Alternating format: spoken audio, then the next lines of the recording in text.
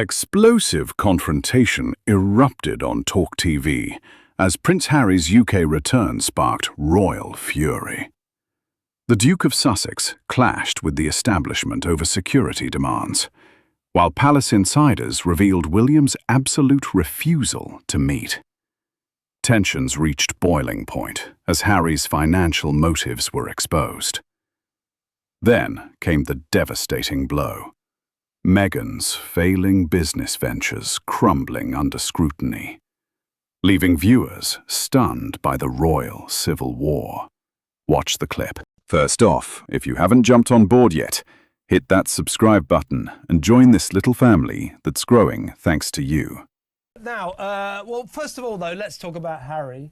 Harry is in London, beginning this 4-day visit. He's been to this Well Child event, a decent charity that he supports. He's been chatting with some of the kids and making jokes about the awkward relationships you can have with siblings. Perhaps not a good topic of conversation for old Ginger Nuts, given the circumstances. No sign of him seeing his dad yet, no sign of him seeing William. I don't think there's no chance whatsoever William will see him. There's an outside chance his dad, the King, might see him. But your thoughts so far on this visit? Did you see the Times piece where Prince Harry's friends openly spoke out about how he wants to spend more time in the UK and there are security concerns? Now, he, according to his friends, admits that he should not have sued the government. His friends say that he now regrets that and realizes that was not the proper protocol. However, they say he's still quietly campaigning to get the security that he was fighting for. Give it up, Harry! Give it up! I mean, yeah. I mean, you know, to me, that was just all more propaganda coming from Harry and Meghan's new PR team. You know this, I think you've said this on my show. Prince Harry can return to the UK whenever he chooses. We know specifically that Buckingham Palace has been offered to him on more than one occasion to stay at when he's in the UK. Can you come up with a more safe space? But he's declined to use it. In most cases, he's provided the level of protection he asked for, I'd say 9 times out of 10. The real sticking point, in my opinion, is control. He dislikes having to give Ravik 28 days notice, and he doesn't want to have to share his itinerary with them so that they can assess the appropriate security detail. If he follows that protocol, and there are credible threats that exist, protection said during Megxit negotiations, you lose your security, you lose this regular security, and he opted to leave anyway, to pursue Hollywood.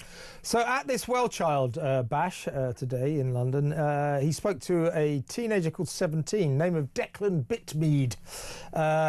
He's won the Inspirational Young Person of the Year award.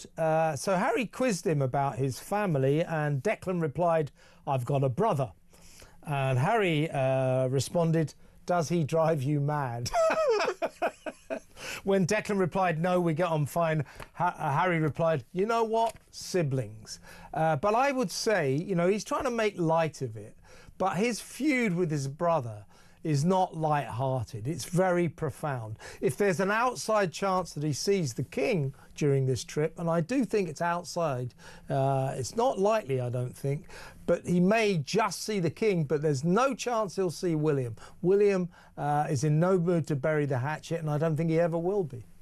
How has Prince William given him Eddie? You know, Prince William can't drive Prince Harry mad because he's refused to talk to him at least for the last 3 years. I don't think they've spoken since the King's coronation, maybe 2 years. I don't think they've spoken since the King's coronation. And I can't even guarantee that they spoke at the coronation. The last time we actually really saw them engaging with each other was perhaps when the Queen passed away.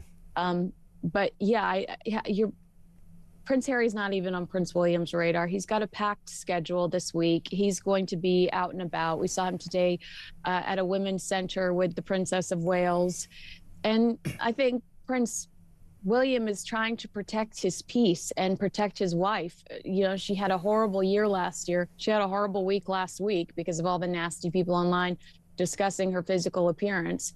And he just knows that. I mean, he's being pulled from all sides here. Now, the King we know Charles hates confrontation, and he, I think, would like to heal this family rift, this family feud, if he could.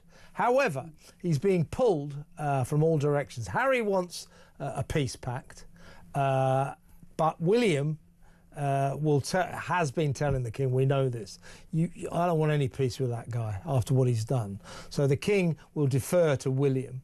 Also, of course, Camilla, the queen. Camilla's saying to Charlie, look, you know, he was horrible about me.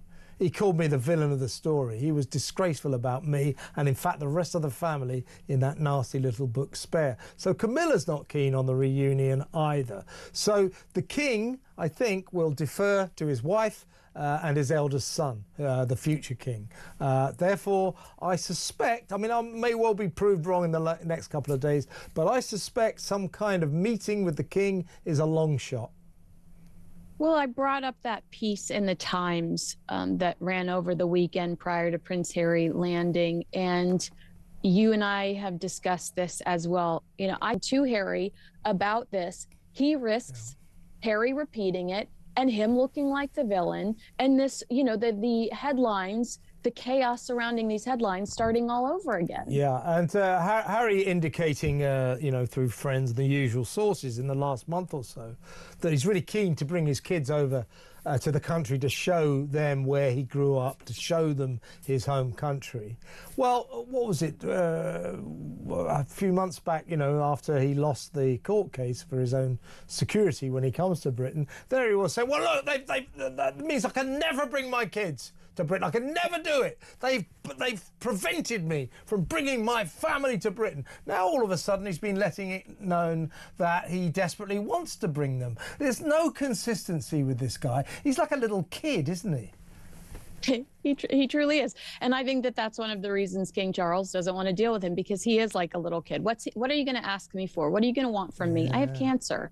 I'm just trying to keep the peace. I'm just trying to heal my body. Every day I'm trying to wake up and do something great.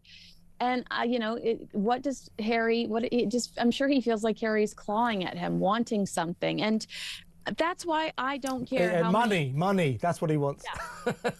Right. And I don't care how many nights. I don't know if you read the Daily Mail on Saturday, was it? A big piece by Jan Muir. I thought about you. Well, I think about you a lot, obviously, Kinsey, but I thought about you as I read that.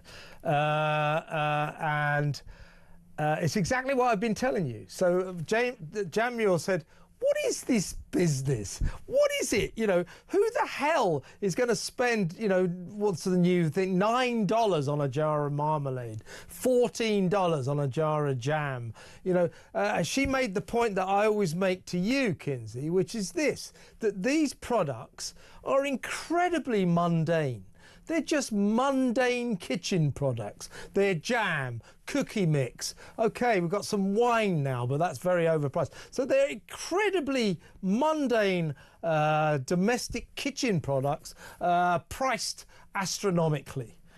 So your chance to buy a jar of marmalade for $9, when in any grocery store you can get it for $2. Jan Muir makes the point. She said, who buys this stuff? And even if anybody does buy it, who's going to buy it again? My point that I keep making to you, I see no future in this business. I don't understand this business. Am I right? Yeah, I think you're absolutely right. I mean, there's something. First of all, I just had this conversation over the weekend because somebody was like, why jam? Why jam? I don't understand. Because she wasn't making jam during her TIG days. Everybody's like, oh, as ever, throw back to her TIG days.